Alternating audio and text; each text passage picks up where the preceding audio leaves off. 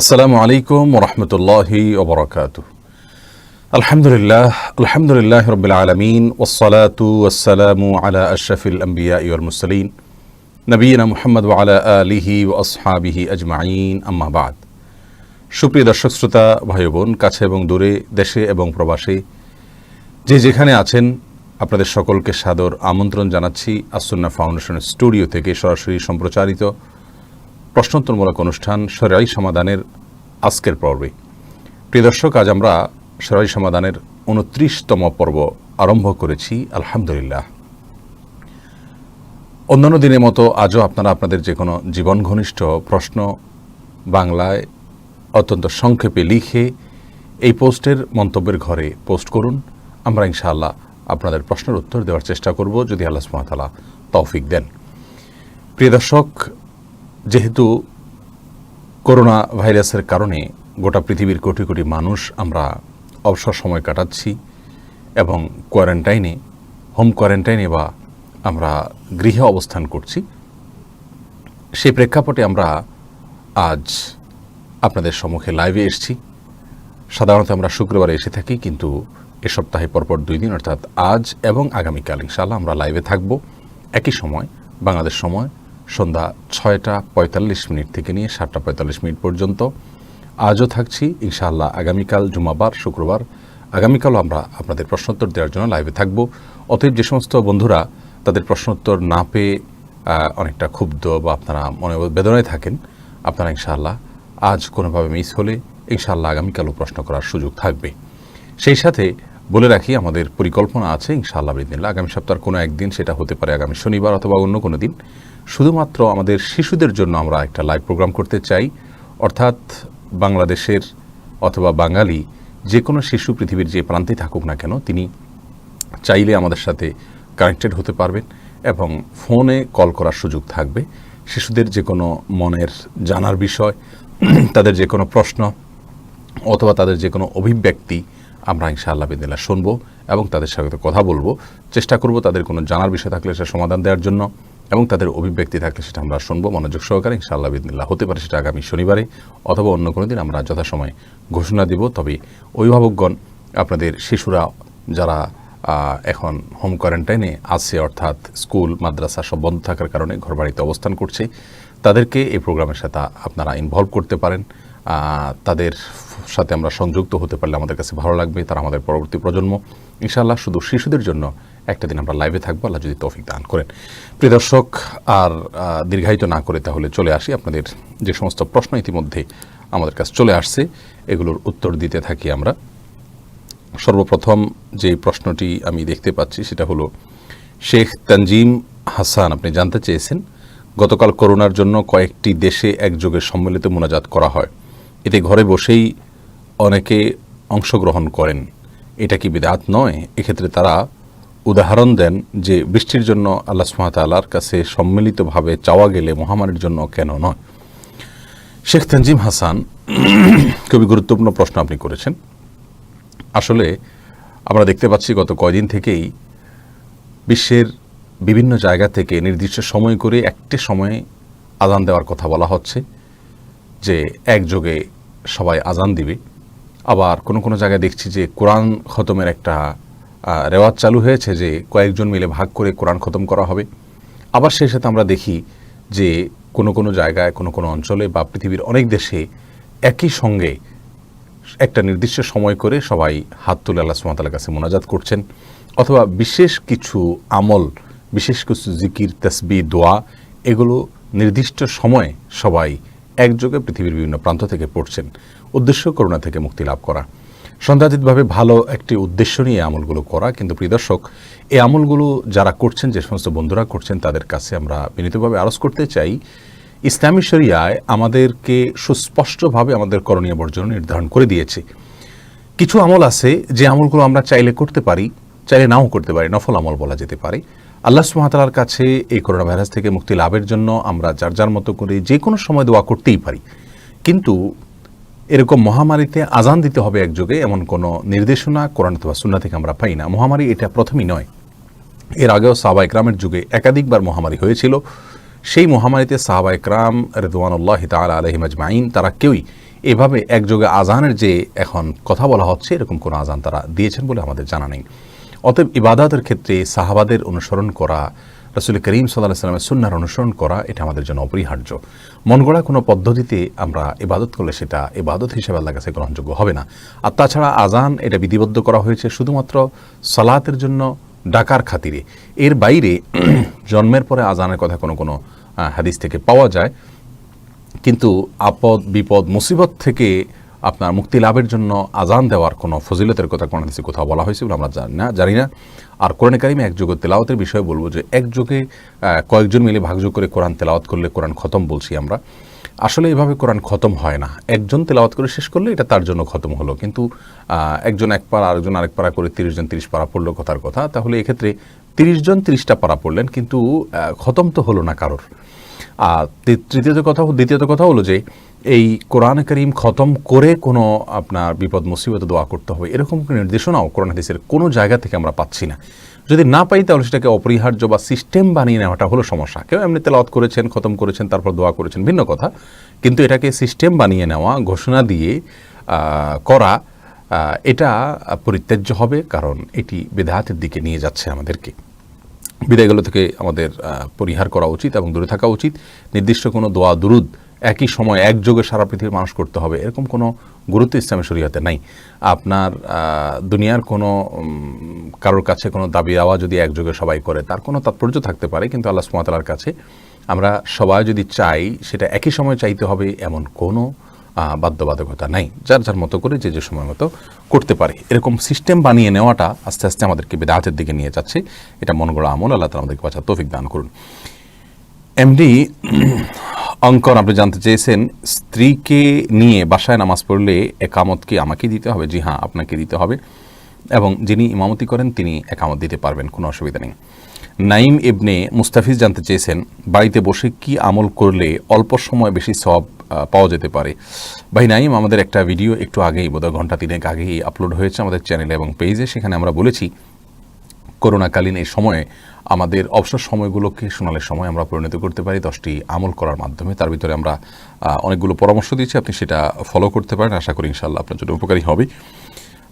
সবচেয়ে বেশি করা উচিত ইস্তেগফার এবং হিসাব মিলানো, আল্লাহর সাথে সম্পর্ককে গাঢ় করার চেষ্টাটা বেশি করা উচিত। ওয়াহিদুর রহমান রাসেল আপনি জানতে চেয়েছেন, মসজিদ বন্ধ করা কি জায়েজ এবং এর বিধান কি? ভাই ওয়াহিদুর রহমান রাসেল, মসজিদ বন্ধ করা আসলে জায়েজ নাই। মসজিদ বন্ধের প্রশ্নটি আসলে এভাবে এই শব্দে অন্তত আসা উচিত নয়। মসজিদ বন্ধ করা এই কথাটা শুনতেও আমাদের বুকে আঘাত লাগে। আসলে মসজিদ বন্ধ হবে না, মসজিদের জায়গায় থাকবে, এবং মসজিদের ইমাম মুয়াজ্জিন যারা আছেন এবং মসজিদের প্রতিবেশী আশপাশে যারা আছেন তারা তো মিনিমাম থাকছেনই, মসজিদ বন্ধ কেন করতে হবে? আমাকে গত পরশুদিন ইন্ডিপেন্ডেন্ট নিউজ এবং আরও একটা চ্যানেল ডিবিসি নিউজের দুজন সাংবাদিক খুব চাপাচাপি করে ধরলেন যে মসজিদ পুরোপুরি বন্ধ নয় করে। আমরা মসজিদ বন্ধ কেন করতে হবে? মসজিদে যদি সালাতের আয়োজনকে সীমিত পরিসরে করা হয় তাহলেই তো আমাদের করোনা ভাইরাসের যে সমস্যার সমাধান হচ্ছে। মসজিদ বন্ধ করার দাবি কেন উঠতে হবে? তিনি বলেন যে সীমিত সংখ্যক কয়েকজন মিলে জামাত কেন করতে হবে? সেটা করলে সমস্যাটা কোথায়? বাসায় 4-5 জন 7 জন মিলে কি আমরা অবস্থান করছি না? তো মসজিদে এরকম যদি কথার কথা সীমিত পরিসরে হয় তাহলে সেক্ষেত্রে অসুবিধাটা কোথায়? আমরা জানি মক্কা মদিনাতে হারামাইনেও কিন্তু মসজিদ বন্ধ হয়নি, মসজিদ খোলা আছে, সেখানে সালাত চলছে। হয়তো পরিসরটাকে সীমিত করা হয়েছে, গ্যাদারিং কমিয়ে আনা হয়েছে, মানুষকে বাসায় সালাতের জন্য উৎসাহিত করা হয়েছে। বিধায় মসজিদ বন্ধ করা সে অর্থে এটা আমরা সমর্থন করব না। আর আমাদের দেশে আমরা জানি এক শ্রেণীর বামপন্থী এবং আপনার ইসলাম বিদ্বেষী মহল আছে, তারা এই ছুতোয় যদি কোনোভাবে মসজিদ বন্ধ করতে পারে তাহলে কথায় কথা কিছু না কিছু হলেই এদেশে বারবার তারা গোটা মসজিদগুলোকে বন্ধের দাবি তুলবে। সেই জায়গা থেকে আমরা বলি মসজিদ বন্ধ হবে না, বরং সালাতে মানুষের উপস্থিতির বিষয়টাকে যতটা সীমিত করে আনা যায়। যেহেতু কার ভেতরে করোনা ভাইরাস এটা রয়েছে, কে সেটা বহন করছেন আমরা জানি না, সেজন্য বলি নিরাপত্তার খাতিরে বাসায় যার জামাতে সালাত আদায় করার জন্য, কিন্তু মসজিদে জামাতের আয়োজন চলবে সেটা সীমিত সময়ের জন্য, অল্প সময়ে, দ্রুততম সময়ে, অল্প সংখ্যক মানুষ উপস্থিত যথাসম্ভব। যেমনটি দারুল দেওবন্দ ফতোয়া দিয়েছে যে যেই এলাকাতে কারফিউ চলছে সেখানে যার বাসায় সালাত আদায় করতে বলা হয়েছে, নামাজ পড়তে বলা হয়েছে। আর যেখানে কারফিউ চলছে না কিন্তু সখতি চলছে, অর্থাৎ কঠোরতা চলছে চলাফেরার ক্ষেত্রে, যেমনটি আমাদের দেশে এখন শুরু হয়েছে আমরা জানি, এরকম পরিস্থিতিতে তারাও পরামর্শ দিয়েছেন যে মসজিদে ইমাম মুয়াজ্জিন এবং আশপাশের লোকজনকে নিয়ে তারা মসজিদে সালাতের আয়োজন বলবৎ রাখবেন, আর বাকিরা বাসায় সালাত আদায় করবেন, বাসায় নামাজ পড়বেন, মসজিদে জামাতে হাজির হবেন না। এর ফলেও আল্লাহ সুবহানাহু ওয়া তাআলা তাদেরকে জামাতে সওয়াব দান করবেন ইনশাআল্লাহু বিইذনিল্লাহ। এরপরের প্রশ্ন সাজিদ ইউসুফ করেছেন, করোনার কারণে জামাতে নিরাপদ দূরত্ব বজায় রাখলে কি কোনো সমস্যা হবে? না, কোনো সমস্যা হবে না। যেহেতু আপনার চিকিৎসকরা বলছেন যে 2 ফিট দূরত্ব বজায় রাখার জন্য মসজিদে অন্তত বা যে কোনো ক্ষেত্রে মিনিমাম 2 ফিট, আরও বেশি দূরত্ব বজায় রাখতে পারলে ভালো হয়। অতএব আমরা এই 2 ফিট দূরত্ব বজায় রেখে মসজিদে যদি আমরা নামাজ পড়ি, কাতারে আমরা গায়ে গায়ে মিলে না দাঁড়াই, ইনশাআল্লাহ বিইذনিল্লাহ কোনো অসুবিধা নেই। কারণ এটি ওজরের খাতিরে দরুরাত তুবিহুল মাহজুরাত, বিশেষ প্রয়োজন দেখা দিলে নিষিদ্ধ বিষয়কেও ইসলাম অনুমোদন করে, একান্ত নিরুপায় হলে। আমরা এখন সেই অবস্থার মধ্যে আছি, আল্লাহ তাআলা আমাদের প্রতি রহম করুন। এরপরে প্রশ্ন এমডি শরীফ উদ্দিন আপনি করেছেন, আমি কয়েকদিন ধরে ঘরে নিজে নিজে নামাজ পড়ছি, কিন্তু জুমা কিভাবে পড়বো? ভাই শরীফ উদ্দিন, আপনি যদি মসজিদে গিয়ে জুমা পড়াটা আপনার জন্য সেফ মনে না করেন, আপনি যদি সেফ ফিল না করেন, তাহলে সেক্ষেত্রে আপনি বাসায় জোহরের নামাজ পড়বেন, 4 রাকাত জোহরের নামাজ পড়বেন। আর জামাতের সওয়াব থেকে বঞ্চিত হওয়া উচিত নয়। নবী সাল্লাল্লাহু আলাইহি ওয়াসাল্লাম বলেছেন, সলাতুল জামাআতি তাফদুলু সলাতাল ফাযযি বি 27 দারাজা, অর্থাৎ একাকী নামাজ থেকে জামাতে নামাজ পড়লে 27 গুণ বেশি সওয়াব হয়। অতএব আপনি বাসায় আপনার যারাই আছে তাদেরকে সাথে নিয়ে প্রয়োজনে আপনি ইমামতি করে আপনি নামাজ পড়বেন। যদি আপনার সাথে উপযুক্ত কোনো ব্যক্তি থাকে ইমামতি তিনি করবেন, কিন্তু জামাতের সাথে নামাজ পড়ার চেষ্টা করবেন। এরপরের প্রশ্ন দেখতে পাচ্ছি শাকিবুল ইসলাম শান্ত জানতে চেয়েছেন, মক্কা মাস্ক পরে নামাজ পড়লে নামাজ হবে কিনা? হয়ে যাবে। মাস্ক পরে আসলে নামাজ পড়া সাধারণ অবস্থাতে জায়েজ নাই, কারণ মুখমণ্ডল ঢেকে নামাজ পড়ার নির্দেশ নাই, বরং মুখমণ্ডলকে উন্মুক্ত করে নামাজ পড়তে হয়। আর এখন বর্তমান যে পরিস্থিতি, তাতে আমরা যদি কোনো জায়গাতে মাস্ক পরে নামাজ না পড়লে আমরা সংক্রমিত হয়ে যাওয়ার আশঙ্কা বোধ করি, তাহলে সেক্ষেত্রে মাস্ক পরে নামাজ পড়লে নামাজ জায়েজ হবে, কোনো অসুবিধা নেই। কারণ আল্লাহ সুবহানাহু ওয়া তাআলা বলেছেন, ফাত্তাকুল্লাহ মাসতাতা'তুম, আল্লাহ সুবহানাহু ওয়া তাআলাকে যতটুকু সম্ভব ততটুকু ভয় করো, এবং যতটুকু সম্ভব ততটুকু আল্লাহ সুবহানাহু ওয়া তাআলার নির্দেশকে মানার চেষ্টা করব। যখন আমাদের জন্য কঠিন হয়ে যাচ্ছে এবং আমরা বাধ্য হচ্ছি, ক্ষতি থেকে বাঁচতে গিয়ে আমাদেরকে মাস্ক পরতে হচ্ছে, সে অবস্থা জায়েজ আছে, এরপরে কারোর কোনো দ্বিমত নেই। এরপরের প্রশ্ন আলী মোহাম্মদ কাদের আপনি জানতে চাইছেন, মসজিদ বন্ধ, আগামীকাল কিভাবে জুমা আদায় করব? আপনি কোথায় অবস্থান করছেন আমি জানি না, যদি আপনার ওখানে মসজিদ বন্ধ হয়ে যায় টোটালি, তাহলে আল্লাহ আপনার প্রতি রহম করুক। বাসায় আপনারা যদি কয়েকজন থাকেন, কয়েকজন মিলে কিন্তু জুমা সালাত আপনারা করতে পারেন। খুতবা একজনে দিবেন, খুতবার জন্য কোরআন কারীমের কয়েকটা আয়াত তেলাওয়াত করলে খুতবা হয়ে গেল, 1-2টা হাদিস যদি বলতে পারেন, সাথে খুতবা হয়ে গেল আপনার। সেই সাথে আপনার তিনি ইমামতি করে নামাজ পড়াবেন। যদি 3 জন মুসল্লি থাকেন আর 1 জন ইমাম থাকেন, তাহলে সেক্ষেত্রে বাসায়ও আপনারা যেখানে আছেন সেখানে আপনারা নিজেরা জুমার নামাজ পড়তে পারেন। আর চাইলে আপনারা জোহরের নামাজও পড়তে পারেন, যেহেতু মসজিদে জুমার নামাজ এবং সমস্ত জামাতের আনুষ্ঠানিক আপনাদের অফ রয়েছে।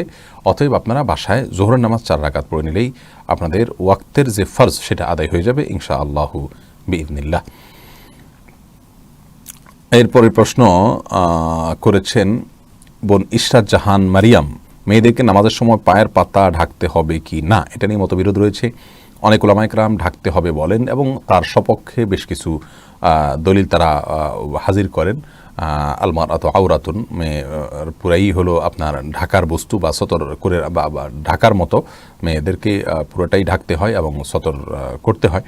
এর বাইরে আরও বেশ কয়েকটি আসারের দ্বারাই তারা বলেন যতটুকু ঢাকা যায়।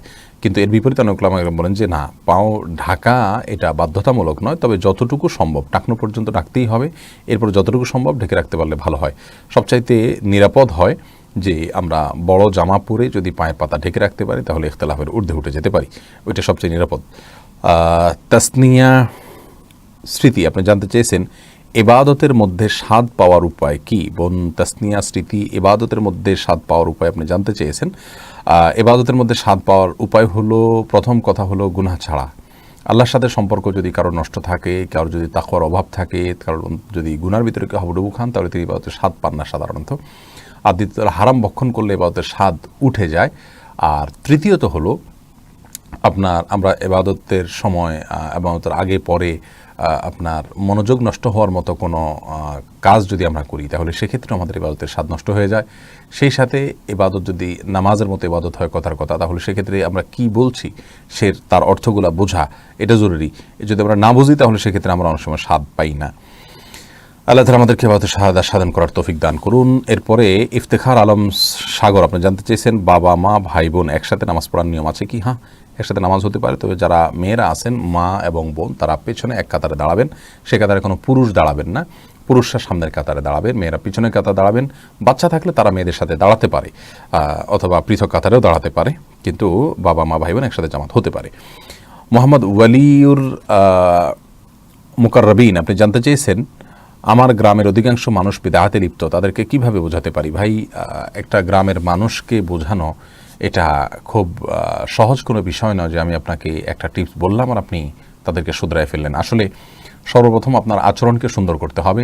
আপনি যদি মনে করেন আপনার এলাকার মানুষ বিদআতে লিপ্ত এবং সত্যি তারা হাদিস এবং কোরআন থেকে অনেক দূরে রয়েছেন এবং তারা নানা কুসংস্কারে ডুবে আছেন, তাহলে সেক্ষেত্রে আপনি প্রথম তাদের আস্থা অর্জন করার চেষ্টা করুন। আপনার ভালোবাসা দিয়ে, আপনার শ্রদ্ধা দিয়ে, আপনার উত্তম আচরণ দিয়ে তাদের সাথে, এগুলোর মাধ্যমে আপনি আগে তাদের আস্থা অর্জন করার চেষ্টা করুন। এরপরে তাদেরকে আস্তে আস্তে আল আহাম ফাল আহাম, অর্থাৎ সবচেয়ে গুরুত্বপূর্ণ বিষয়টাকে আগে টার্গেট করে একটু একটু করে বোঝানোর চেষ্টা করুন। যতটুকু তারা হজম করতে পারেন একটু একটু করে সামান্য সামান্য করে বোঝানোর চেষ্টা করুন।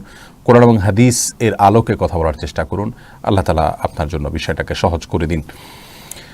এরপরে প্রশ্ন করেছেন শরী মোহাম্মদ, আপনি জানতে চেয়েছেন সেনাবাহিনীর চাকরি করা যাবে কি না, কারণ তারা অন্যকে স্যালুট করে, বিভিন্ন কুচকাওয়াজ করে। দেখুন, অন্যকে স্যালুট করা এটাতে দোষের কিছু নাই, এটা একটা আপনার সংস্কৃতি। আপনার এই সংস্কৃতির সাথে সরাসরি কোন হাদিসের কোনো সংঘর্ষ আমি দেখছি না, আর কুচকাওয়াজের মধ্যেও সরাসরি কোনো সংঘর্ষ আমি দেখছি না। বরং সৈনিকদের জন্য ইসলাম অনেক সুযোগ রেখেছে, যেমন চুলে কলব ব্যবহার করা, কালো কলব, যেটা অন্য সবার জন্য না জায়েজ, সৈনিকদের জন্য জায়েজ আছে তাদের জওয়ানিকে প্রকাশ করার জন্য। তো এটা তো আপনার সেনাবাহিনীতে চাকরি নিষিদ্ধ হওয়ার জন্য কোনো কজ হতে পারে না। এম এ রাজ্জাক আপনি প্রশ্ন করেছেন, অজুর সময় প্রত্যেক অঙ্গ 3 বারের বেশি ধৌত করা যাবে কি না। অজুর সময় প্রত্যেক অঙ্গ 3 বারের বেশি ধোয়া যাবে না, কারণ একটি বর্ণনায় রয়েছে যে ফামান জাদা আলাইহা ওয়া নাকাসা ফাকাত তাআদ্দা ওয়া যালামা, অর্থাৎ 3 বার উজু করার বিষয়টি নবী সাল্লাল্লাহু আলাইহি ওয়াসাল্লাম দেখানোর পরে একটি রিওয়ায়াতে আসছে যে তিনি বলেছেন যে এর বেশি যে করবে সে সীমা লঙ্ঘন করলো। কারণ 3 বার নবী সাল্লাল্লাহু আলাইহি ওয়াসাল্লাম দেখিয়েছেন, 3 বার ধুলে একটা হাত একটা মুখ মানুষের পরিপূর্ণভাবে ধৌত হয়ে যাওয়ার কথা। এর পরেও যদি কেউ মনে করেন যে না আরও বোধহয় ধোয়া দরকার, তাহলে বুঝতে হবে এটা শয়তান তাকে ওয়াসওয়াসা দিচ্ছে, কুমন্ত্রণা দিচ্ছে। তিনি এটা থেকে বেঁচে থাকার চেষ্টা করতে হবে এবং 3 বার বেশি তিনি ধুইতে যাবেন না। এরপরে প্রশ্ন দেখতে পাচ্ছি শাহিন আহমেদ করেছেন, বিতরের নামাজ কি ওয়াজিব নাকি সুন্নাহ? বিশুদ্ধ মত অনুযায়ী বিতরের নামাজ সুন্নাহ, যদি অনেক ওলামা কেরাম এটাকে সুন্নতে বিতরের নামাজ ওয়াজিব, যদি অনেক ওলামা কেরাম এটাকে সুন্নতে মুআক্কাদা বলে থাকেন। রায়হান আহমেদ জানতে চেয়েছেন, নারী ও পুরুষের নামাজের নিয়ম কি একই? বারবার আমরা এই বিষয়ে উত্তর দিয়েছি, নামাজের বেসিক নিয়ম একই, তবে নারীরা তাদের শারীরিক গঠনের কারণে কিছুটা পুরুষদের তুলনায় জড়সড় থাকবেন।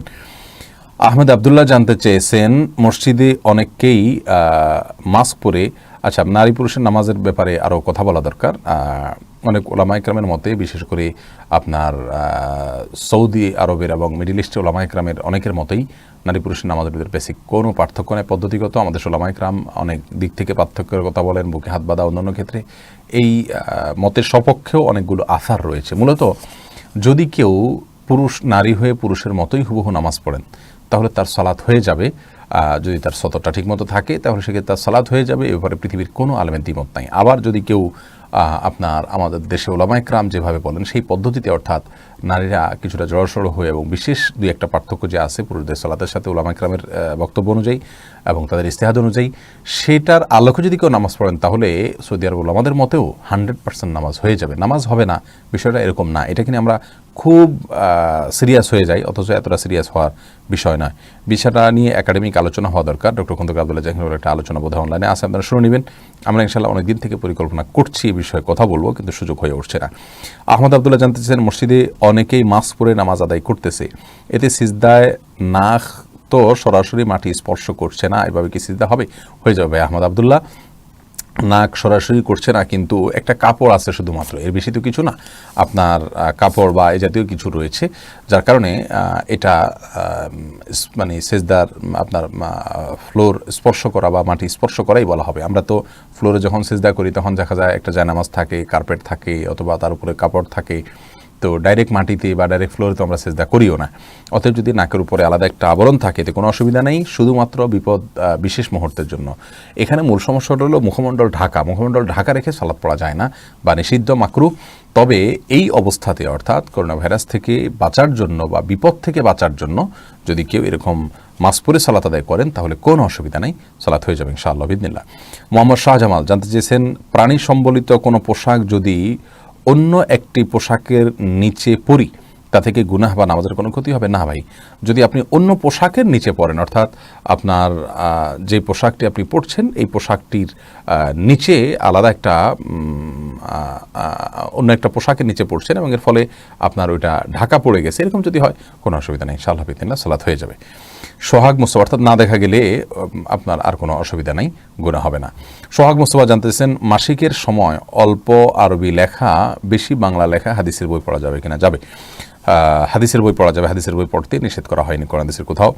সাদেক হোসেন জানতে চেয়েছেন, আগামীকাল জুমার নামাজ কি জামাতে আদায় করা যাবে? আপনি কোথায় আছেন, কোন জায়গায় অবস্থান করছেন এর উপরে বিষয়টি ভ্যারি করবে।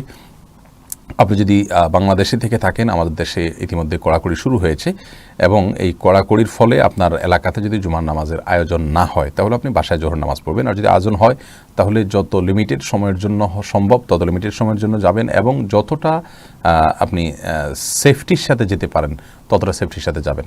আর যদি আপনার এলাকাতে জুমার নামাজের আয়োজন হয় কিন্তু আপনি জামাতে শামিল হওয়াটা সেফ মনে করছেন না, তাহলে বাসায় জোহর নামাজ আদায় করবেন, আপনার নামাজ হয়ে যাবে ইনশাআল্লাহ বিদিনিল্লাহ। কারণ এক্ষেত্রে ওলামা ইকরাম রুখসা দিয়েছেন করোনা পরিস্থিতিতে যদি কোনো এলাকাতে করোনা এটা সামাজিক সংক্রমণ সেটা শুরু হয়ে যায়, সেই স্তরে চলে যায়, আমাদের ইতিমধ্যে সেটা শুরু হয়েছে, আর মসজিদে জামাতে গেলে আপনি সেই সংক্রমণের ভয় করছেন, আপনার থেকে অন্য কেউ অথবা অন্য কারোর থেকে আপনি সংক্রমিত হওয়ার চিন্তা করছেন বা আশঙ্কা করছেন, এরকম যদি হয় তাহলে সেক্ষেত্রে আপনার জন্য অবশ্যই জায়েজ হবে বাসায় জোহর নামাজ আদায় করা। তবে অর্থাৎ এটা আপনার জন্য রুখসাত, আর আজিমত হলো আপনি মসজিদে যদি সালাত আদায় করেন তাহলে সেক্ষেত্রে যত প্রকার নিরাপত্তার জন্য পদক্ষেপ হতে পারে সেগুলো গ্রহণ করে আপনাকে আসতে হবে, বাসায় উজু করে আসবেন, শুধু ফরজটা পড়ে খুতবা শুনে ফরজটা পড়ে আপনি চলে যাবেন এবং বাকি নামাজ বাসায় গিয়ে পড়বেন। এরপরে যে প্রশ্নটি দেখতে পাচ্ছি মিস্টার নাফিস হাসান রন্টি, আপনি জানতে চেয়েছেন, আপন চাচাতো ভাইয়ের মেয়েকে বিয়ে করা কি জায়েজ আছে? জায়েজ আছে, চাচাতো ভাইয়ের মেয়েকে বিয়ে করা জায়েজ আছে। রাসূল করিম সাল্লাল্লাহু আলাইহি সাল্লাম আলী রাদিয়াল্লাহু তাআলা আনহুর আপন চাচাতো ভাই ছিলেন, তার মেয়েকে অর্থাৎ ফাতেমা রাদিয়াল্লাহু তাআলা আনহাকে তিনি বিয়ে করেছেন। এল শাহেদ, আপনি জানতে চেয়েছেন, জানাজার নামাজে কি ওযু লাগবে? জানাজার নামাজে ওযু লাগা না লাগা নিয়ে দ্বিমত রয়েছে, আমাদের ওলামা ইকরামের মতে ওযু লাগবে, আর এই মতটা আমার কাছে বেশি বিশুদ্ধ মনে হয়। এর বাইরে আরবের স্কলারদের মধ্যে সৌদি আরবের অনেক ওলামা ইকরামের মতে জানাজার নামাজে ওযু লাগবে না, তাদের মতে এটা সালাত নয়, এটা নিশ্চয় একটা দোয়ার জন্য ওযু লাগে না, সেই হিসাবে ওযু লাগবে না। এর বাইরে ফাইজুল্লাহ শাকির, আপনি প্রশ্ন করেছেন, আত্মহত্যাকারী কি চিরস্থায়ী জাহান্নামী? না, চিরস্থায়ী জাহান্নামী এমনটি কোনো হাদিস থেকে বোঝা যায় না। তবে হ্যাঁ, আত্মহত্যা করা অপরাধ এবং বড় গুনাহ এবং আত্মহত্যাকারী ব্যক্তি জাহান্নামে যাবেন এটুকু হাদিস থেকে বোঝা যায়, কিন্তু আত্মহত্যাকারী চিরস্থায়ী জাহান্নামে যাবেন এরকম কোনো কথা হাদিস থেকে বোঝা যায় না। তারপর আল্লাহ সুবহানাহু ওয়া তাআলা চাইলে ক্ষমাও করে দিতে পারেন, বিষয়টা এমন না যে আপনার আত্মহত্যা করে মারা গেলে আর তার ক্ষমার কোনো সুযোগই নাই, ব্যাপারটা এরকম না। আমরা তার জন্য ক্ষমা চাইতে পারি এবং তার জানাজাও হবে, তবে সম্মানজনক ব্যক্তিরা, এলাকার সম্মানিত ব্যক্তিরা তার জানাজা শামিল হবেন না, জানাজার সাধারণ মানুষ শামিল হবেন। এরপরের প্রশ্ন দেখতে পাচ্ছি আমি আশেক এলাহি, আপনি জানতে চেয়েছেন, হুজুর ভাইরাসের ধর্মীয় সমাধান কি? বা আশেক এলাহি, ধর্মীয় সমাধান হলো ভাইরাস থেকে মুক্তির জন্য বা যে কোনো বিপদ থেকে মুক্তির জন্য 1 নম্বর কাজ হলো আল্লাহর দিকে ধাবিত হতে হবে, আল্লাহর দিকে রুজু করতে হবে, আল্লাহর কাছে ইস্তেগফার করতে হবে, ক্ষমা প্রার্থনা করতে হবে, মাপ চাইতে হবে, হিসাব মিলাতে হবে। কারণ আল্লাহ সুবহানাহু ওয়া তাআলা বলেছেন যে যাহারাল ফাসাদু ফিল বাররি ওয়াল বাহরি বিমা কাসাবাত আইদিন নাস, স্থলে জলে যত ব্যত্যয়, ফাসাদ, বিপর্যয় দেখা দেয় এই সবগুলো মানুষের দুই হাতের কামাই, যার কারণে মানুষের উচিত এই ভাইরাস যখন অ্যাটাক করে, গোটা বিশ্বব্যাপী বিশেষ করে এখন অ্যাটাক করেছে এবং বৈশ্বিক মহামারীর রূপ ধারণ করেছে, এ পর্যায়ে গোটা বিশ্বের মানুষ আমরা অশ্লীলতা, জেনা, ব্যভিচার, জুলুম, আল্লাহ থেকে দূরে সরে যাওয়া, আল্লাহকে অস্বীকার করা, আল্লাহর অবাধ্যতা, এগুলোর ক্ষেত্রে আমরা অনেক দূর অগ্রসর হয়ে গেছি। ধর্মীয় সমাধান হলো সবাই ইস্তেগফার করা। আল্লাহ সুবহানাহু ওয়া তাআলা বলেছেন, ওমা কানাল্লাহু লিউআযযিবাহুম ওয়া আনতা ফীহিম ওমা কানাল্লাহু মুআযযিবাহুম ওয়া হুম ইস্তাগফিরুন। যদি কেউ ইস্তেগফার করে, ক্ষমা প্রার্থনা করে কোনো জাতি, আল্লাহ তাআলা তাদেরকে আযাব দেন না। যদি আমরা এটা আল্লাহর পক্ষ থেকে শাস্তি ধরে নেই তাহলে আমরা ইস্তেগফার করব। আর মুক্তি না হয়ে ইমানদারদের জন্য বা আল্লাহর প্রিয় বান্দাদের জন্য এটা পরীক্ষা হিসেবেও থাকতে পারে, সেক্ষেত্রে আল্লাহ সুবহানাহু ওয়া তাআলার সিদ্ধান্ত এবং ফয়সালাকে আমরা মেনে নিব এবং আল্লাহ সুবহানাহু ওয়া তাআলার দিকে রুজু থাকব এবং দোয়া করতে থাকব। বিশেষ করে এই ভাইরাসে থেকে আত্মরক্ষার জন্য আমরা 5টা পরামর্শ দিয়েছি, যেগুলো আমাদের এই পেজে একটা ভিডিওর মধ্যে রয়েছে এবং এটা আমাদের চ্যানেলেও এই ভিডিও রয়েছে। করোনা ভাইরাস থেকে বাঁচার জন্য 5টি করণীয়, আপনি আমাদের এই পেজে খুঁজলেই সেই ভিডিওটা পাবেন, ভিডিওটা আপনি দেখে নিতে পারেন। এরপরে প্রশ্ন করেছেন ফারহাদ আহসান, আপনি জানতে চাইছেন সুন্নত টুপি কোনগুলো? অনেকেই অনেক টুপি প্রাধান্য দিয়ে থাকেন। ভাই ফাহাদ আহসান, সুন্নত টুপি বলতে আসলে বিশেষ কোনো টুপি নাই। রাসূল করিম সাল্লাল্লাহু আলাইহি ওয়াসাল্লাম টুপি পরেছেন, সাহাবায়ে কেরাম টুপি পরেছেন, এটি প্রমাণিত। তবে এই টুপি পরার বিশেষ কোনো সওয়াবের কথা কোনো হাদিসে বর্ণিত হয়নি। তবে হ্যাঁ, রাসূল করিম সাল্লাল্লাহু আলাইহি ওয়াসাল্লাম সাহাবায়ে কেরাম পড়েছেন, সেই হিসাবে সুন্নতে আদা, এটা তাদের মহব্বতে এটাকে অনুকরণ করলে অবশ্যই সওয়াব হবে।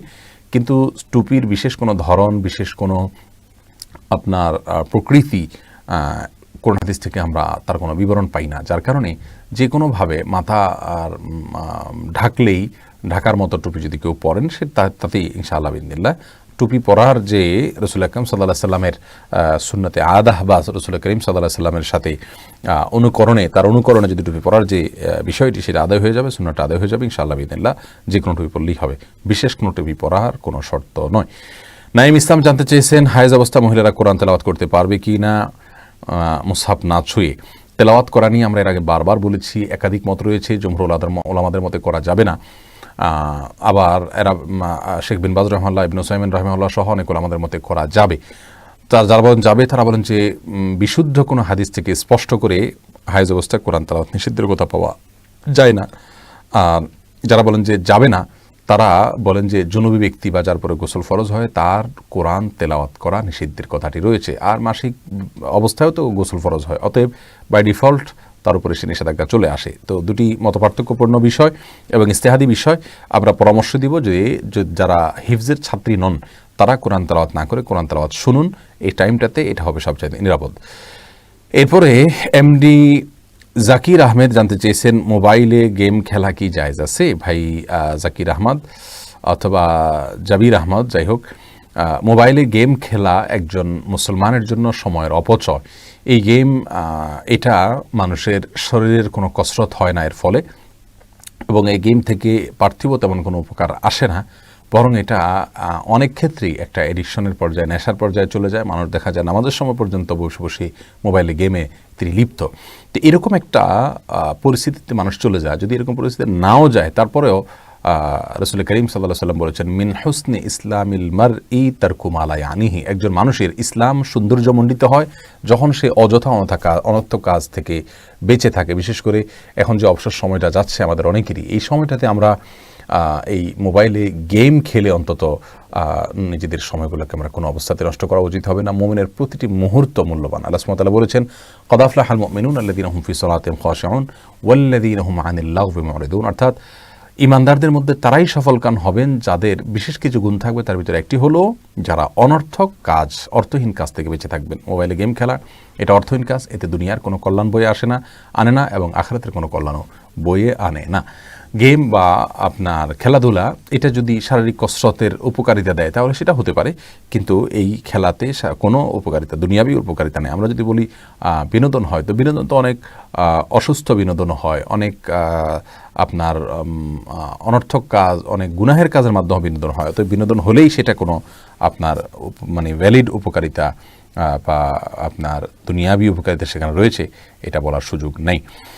মোহাম্মদ সোহেল, আপনি জানতে চাইছেন হালাল রিজিকের জন্য কি আমল করব? ভাই সোহেল, হালাল রিজিকের জন্য অনেকগুলো আমল আছে। সবচেয়ে বড় কথা হলো আল্লাহ সুবহানাহু ওয়া তাআলা তার জমিনে রিজিককে ছড়িয়ে রেখেছেন।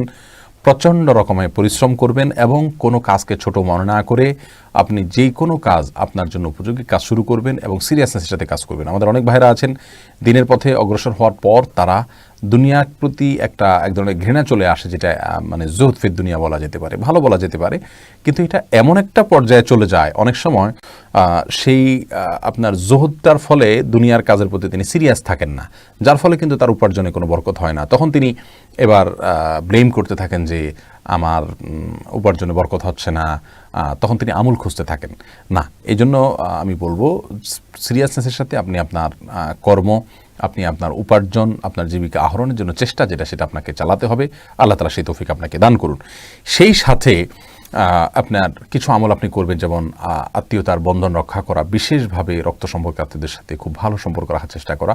সহিহ বুখারী হাদিসে আসছে, রাসূল করিম সাল্লাল্লাহু আলাইহি ওয়াসাল্লাম বলেছেন, মান সাররাহু আন ইউবসাতা লাহু ফি রিজকিহি আও ইউনসা লাহু ফি আসারিহি ফালিয়াসিল রাহিমা। যে ব্যক্তি চায় তার রিজিক বাড়িয়ে দেওয়া হোক, প্রশস্ত করে দেওয়া হোক, তার হায়াত বৃদ্ধি করে দেওয়া হোক, তাহলে সে যেন তার রক্ত সম্পর্কিত যে বন্ধনগুলো আছে সেগুলোকে যেন সে মজবুত করে, সুদৃঢ় করে। আর অনেকগুলো আমল আছে, আল্লাহ সুবহানাহু ওয়া তাআলা আপনাকে তৌফিক দান করুন। এরপরে শফিক তুহিন আপনি জানতে চেয়েছেন কিভাবে নামাজে মনোযোগ আনা যায়। একটু আগে আমরা একটা প্রশ্ন উত্তরে বলেছি, মেহরবানি করে শুনে নেন। এমডি জাহাঙ্গীর আলম জানতে চেয়েছেন মৃত ব্যক্তির জন্য মৃত ব্যক্তি আমাদের জন্য দোয়া করতে পারেন কিনা। উত্তর হলো না জাহাঙ্গীর ভাই। আল্লাহ সুবহানাহু ওয়া তাআলা বলেছেন, ওমা আনতা বিমুসমিঈম মান ফিল কুবুর। মৃত ব্যক্তিকে আমরা কোনো কিছু শোনাতে পারি না, সেখানে মৃত ব্যক্তি আমাদের জন্য কোনো উপকার করার কোনো ক্ষমতা তার নেই। তিনি নিজেরই উপকার করতে পারেন না, আমাদের উপকার কীভাবে করবেন। নবী সাল্লাল্লাহু আলাইহি ওয়াসাল্লাম বলেছেন, ইযা মাতাল ইনসান ইনকাতা আনহু আমালুহু। মানুষ মারা গেলে তার আমলের সমস্ত দুয়ার বন্ধ হয়ে যায়। আপনার জন্য দোয়া করা এটাও তো একটি আমল, এটার সুযোগ তার আর থাকে না। এরপরের প্রশ্ন সোহাগ মুস্তফা আপনি জানতে চাইছেন, ব্যাংকে কি ডিপিএস করা যাবে। আমরা এর উত্তর বারবার দিয়েছি। যদি কোনো ব্যবসার পদ্ধতি আপনার জানা থাকে এবং কোনো স্কোপ থাকে, তাহলে ইসলামী ব্যাংকেও ডিপিএস করবেন না, অর্থাৎ শুভহা থেকে বেঁচে থাকবেন। আর যদি অন্য কোনো উপায় না থাকে, করতে পারবেন ইনশাআল্লাহ। সাদেক হোসেন জানতে চেয়েছেন, আমার বাসা মসজিদের পাশে, আমি কি ছাদে জামাতে জুমার নামাজ আদায় করতে পারবো কি না। আপনি আলাদা বিল্ডিং যদি হয় এবং আপনি সেখানে একাকী দাঁড়ান, তাহলে আপনার সালাত হবে না। কারণ এক্ষেত্রে আপনার ছাদের সাথে আপাত দৃষ্টিতে মসজিদের পাশাপাশি এবং মিল আছে মনে হলেও মূলত এখানে কিন্তু সংযোগ নাই, পৃথক আপনি আরেক জগতে আছেন কেমন যেন। সালাতের মধ্যে সংযুক্ত থাকতে হয়, কিন্তু আপনি সংযুক্ত নন আরেক বিল্ডিংয়ে থাকার কারণে। এখানে আরবিয়ান স্কলারদের কিছুটা ভিন্ন মত রয়েছেন। আপনারা যারা মক্কায় গিয়েছেন, মদিনায় গিয়েছেন, তারা জানেন, বিশেষ করে মক্কাতে আপনার হারামের আশেপাশের বিল্ডিংগুলোতে আপনার হারামের সাইডে আপনার ফ্লোরের একটা বড় একটা অংশ মসজিদ করে দেওয়া আছে। মূল জামাতের সাথে তারা সেখান থেকে সামিল হন এবং সেটাকে তারা জায়েজ বলেন। যদি দেখা যায় সামনের জামাত, তাহলে সেক্ষেত্রে তারা জায়েজ বলেন। যাই হোক, কিন্তু আমি ব্যক্তিগতভাবে আপনাকে আলাদা ছাদ থেকে আপনি জামাতে সামিল হওয়ার অনুমতি আপনাকে দেবো না। যদি ছাদ থেকে হওয়া যায়, তাহলে বাসা থেকে হওয়া যাবে না কেন? একই তো কথা হলো। তাহলে আপনি বাসা থেকেও তো করতে পারেন, তাহলে তার মসজিদে আসার আগে না, যার বাসায় আশপাশে যারা আছে অন্তত তারা নিজেদের বাসায় সামিল হতে পারেন। এটাকে আমরা সঠিক মনে করি না। এরপরে আসুন, এমডি কোয়ারিস্ট এই আইডি থেকে বোধহয় প্রশ্ন করেছেন, ইসলামী জ্ঞান অর্জনের জন্য কোন বই পড়তে হবে। দেখুন, ইসলামী জ্ঞান অর্জনের জন্য অনেকগুলো বই পড়া যেতে পারে। আপনি কোরআনে কারিমের একটি তাফসির অর্থ এবং তাফসির সম্বলিত আপনার একটা গ্রন্থ আপনার কাছে থাকতে পারে। রাসূল করিম সাল্লাল্লাহু আলাইহি ওয়াসাল্লামের সিরাত এর একটা গ্রন্থ থাকতে পারে। ফিকহের উপরে মাসাইলের উপরে সবচেয়ে অথেন্টিক বা সুন্দর কোনো গ্রন্থ আপনার কাছে থাকতে পারে। কমপক্ষে এই কয়টা বই আপনার কাছে থাকা উচিত। হাদিসের একটা গ্রন্থ থাকতে পারে, রিয়াজুস সালিহিন থাকতে পারে। আপনার জন্য একটা সংক্ষিপ্ত পরামর্শ হলো, ডক্টর খন্দকার আব্দুল্লাহ জাহাঙ্গীর রাহিমাহুল্লাহর বইগুলো আপনি যদি পুরো সেট কিনে নেন, সেখানে আকীদা, আমল, মাসাইল সব কিছু আপনি পাবেন ইনশাআল্লাহ বিইذনিল্লাহ। এবং এই বইগুলো আলহামদুলিল্লাহ সমসাময়িক যুগে সবচাইতে উপকারী বই হিসেবে আলহামদুলিল্লাহ প্রমাণিত হয়েছে এবং অনেকেই এটা দ্বারা উপকার পেয়েছেন। যার কারণে আপনাকে বলবো আমি যে আসুন্নাহ পাবলিকেশন এখানে অর্ডার করে 12 কোম্পানির মাধ্যমে আপনি অর্ডার করতে পারেন অনলাইনে, আপনি পুরোপুরি ইনশাআল্লাহ বিইذনিল্লাহ সেটটা নিয়ে নিতে পারেন।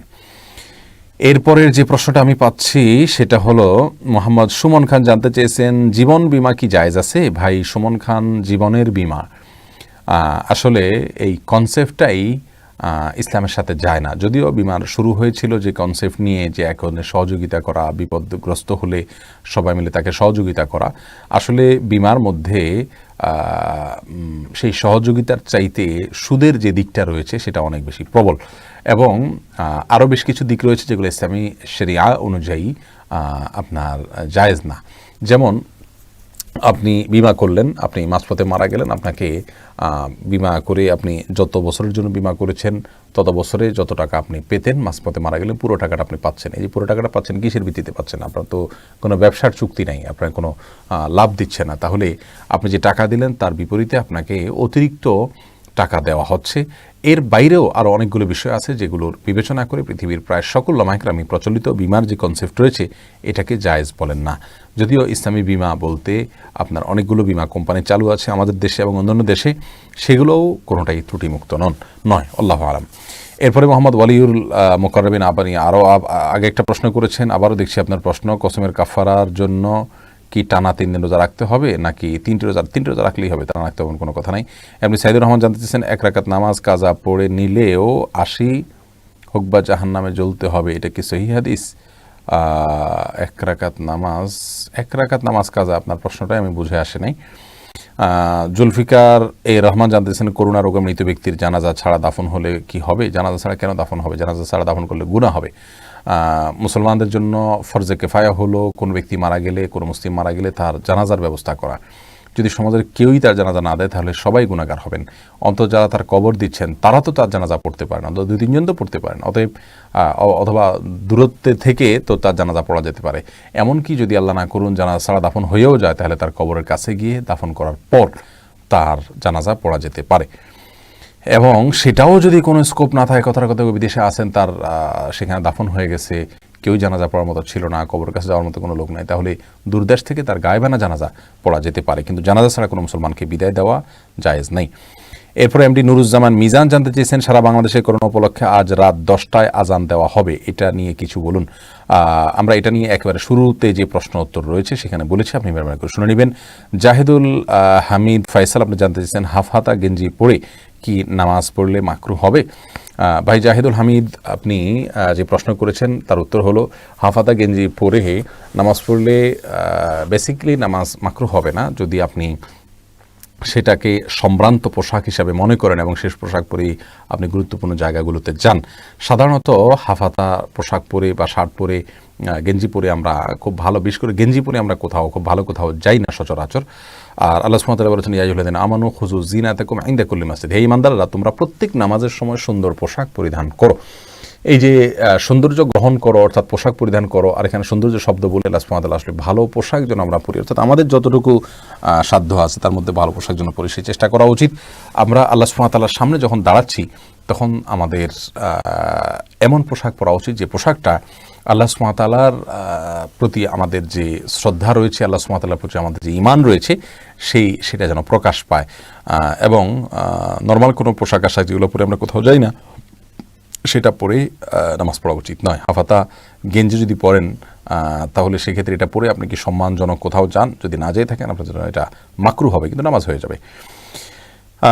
আদিল আহমদ জানতে চেয়েছেন জুমার নামাজের পরিবর্তে জোহরের নামাজ কিভাবে পড়তে হবে, সুন্নাত নামাজ পড়তে হবে কি না? আপনি জোহর যেভাবে পড়েন হুবহু অন্যদিন জোহর যেভাবে পড়েন সেভাবে পড়বেন, 4 রাকাত নামাজ পড়বেন এবং তার আগে পরে সুন্নাতও পড়বেন। জোহরের নামাজ যেহেতু পড়তে হবে অতএব জোহরের যে সিস্টেম সেটাই আপনি বাই ডিফল্ট আমল করবেন। ইব্রাহিম আলম মিয়া আপনি জানতে চেয়েছেন শিশু সন্তান মারা গেলে ওই শিশুর কি জান্নাত পাবে? ভাই ইব্রাহিম, শিশু সন্তান যদি মারা যায়, সে যদি অমুসলিমের ঘরেও জন্মগ্রহণ করে তো তার অবস্থান কি হবে এটা নিয়ে ওলামা ইকরামের মধ্যে মতপার্থক্য আছে। অনেকে বলেছেন সে আরাফে থাকবে, অনেকে বলেছেন সে আপনার জান্নাতীদের সেবক হয়ে থাকবে, তবে বিশুদ্ধ মত অনুযায়ী সে জান্নাতে যাবে যেহেতু তার কোনো গুনাহ নেই। এরপরের প্রশ্ন, আর মুসলিমের যদি সন্তান হয় সে তো অবশ্যই জান্নাতে যাবেন। এমনি মাহবুব আলম জানতেছেন আলেমের সংস্পর্শ ছাড়া কোরআন মাজিদের বাংলা অনুবাদ পড়া যাবে কি না? বাংলা অনুবাদ পড়া যেতে পারে, কিন্তু আলেমের তত্ত্বাবধানে থেকে পড়লে ভালো। যদি কোনো জায়গা তিনি না বুঝে আসেন অথবা বিভ্রান্তির কোনো আপনার সম্ভাবনা তৈরি হয় তাহলে সেক্ষেত্রে আলেমের শরণাপন্ন যেন হতে পারেন।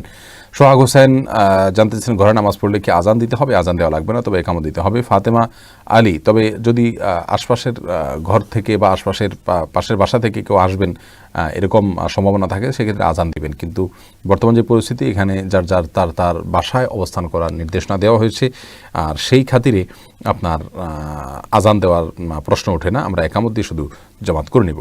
ফাতেমা আলী জানতে চাইছেন মানুষ মারা গেলে তার শরীরে কৃত্রিম দাঁত ও অন্যান্য অঙ্গ লাগানো থাকলে সেগুলো কি সহ মাটি দেওয়া যাবে না সেগুলো খুলে ফেলবেন? সেলিম মুস্তাফিজুর জানতে চাইছেন পাঞ্জাবি পড়াটা কতটুকু গুরুত্বপূর্ণ, জব করলে কি করা যেতে পারে?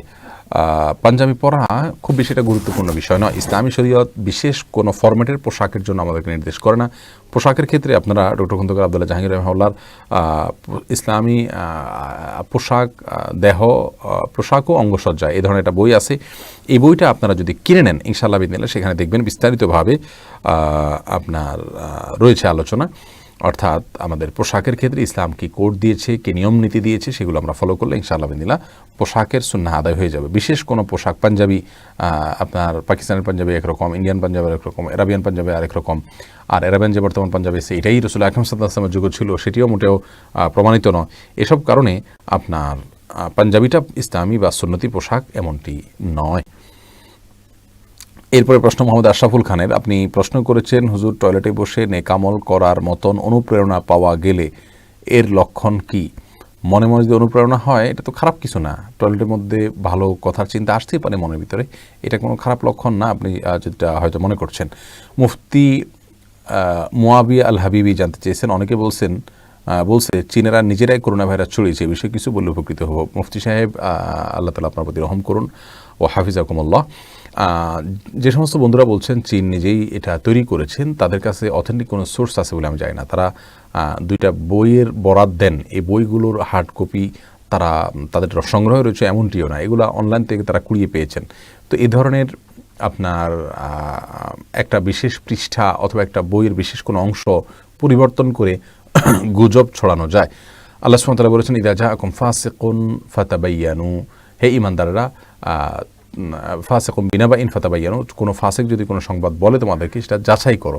তো এটা যাচাই করা ছাড়া আমরা বিশ্বাস করাটা সঠিক হবে না, এবং এর ফলে আমরা ক্ষতিগ্রস্ত হব, হাসির পাত্রও হতে পারি। আমরা এর আগেও দেখেছি মুসলমানরা অনেক সময় সহজ সরল মনে কোনো প্রচারণা প্রপাগান্ডায় তারা সামিল হয়েছেন, পরবর্তীতে দেখা গেল সেটি ভুয়া, তখন মুসলমানদের জন্য লজ্জার কারণ হয়েছে। এই জন্য আমরা এটাকে বিশ্বাস করব না, আমি অন্তত এটাকে অথেন্টিক মনে করি না। তাছাড়া যেই দুইটা বইয়ের অনেক আগে থেকে লেখা 80 দশকে বা 90 দশকের লেখা বইয়ের তথ্যের বরাতে এই কথা বলা হয়েছে, সেই বই বিষয়টিকে যাচাই করেছেন আমাদের একজন ভাই। তিনি যাচাই করে একটা আর্টিকেল ইংলিশে তিনি দেখেছেন যে এটার আসলে গ্রহণযোগ্য ভিত্তি নাই। যাই হোক, তারপরও আমরা আলিমা ইনদাল্লাহ বলবো, আল্লাহ তাআলা ভালো জানেন, আমরা এ বিষয়ে বিস্তারিত বলতে পারবো না।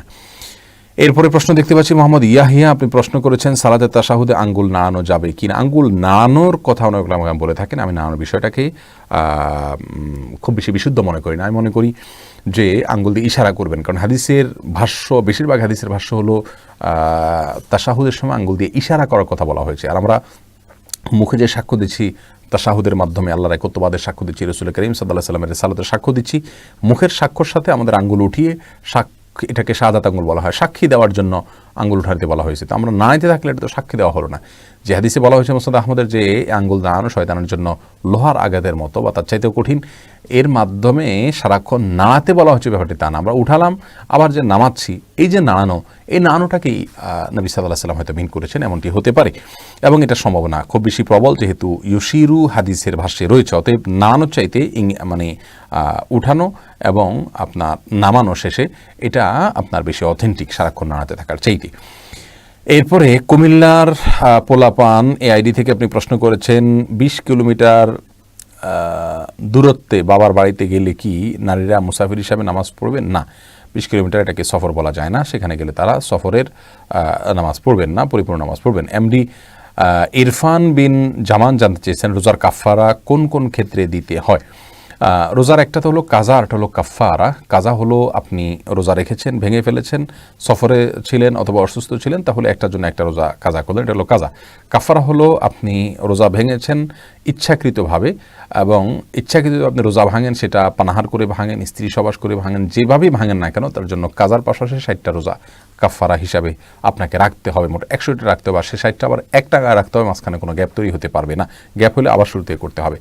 যদিও আরাবিয়ান স্কলারদের মতে আপনার শুধুমাত্র স্ত্রী সহবাসের মাধ্যমে যদি রোজা ভঙ্গ করা হয় সেক্ষেত্রে কাজার সাথে কাফারা লাগবে। আর অন্য কোনো উপায় যদি কেউ রোজা ভঙ্গ করেন, সেটা পানাহার করে ইত্যাদি, তাহলে সেক্ষেত্রে শুধু কাজা করবেন এবং তার গুনাহ হবে, তবে নাসুহা তাকে করতে হবে, কিন্তু এর জন্য কাফারা দিতে হবে না। তারা বলেন রাসূল করিম সাল্লাল্লাহু আলাইহি সাল্লাম কাফারার যে বিষয়টি বলেছেন সেটি, যে সাহাবীর বিষয়টি বুখারী সহ অন্যান্য হাদিসে বর্ণিত হয়েছে, তিনি মূলত স্ত্রী সহবাস করে রোজা ভঙ্গ করেছিলেন, তার জন্য নবী সাল্লাল্লাহু আলাইহি সাল্লাম কাফারার কথা বলেছেন।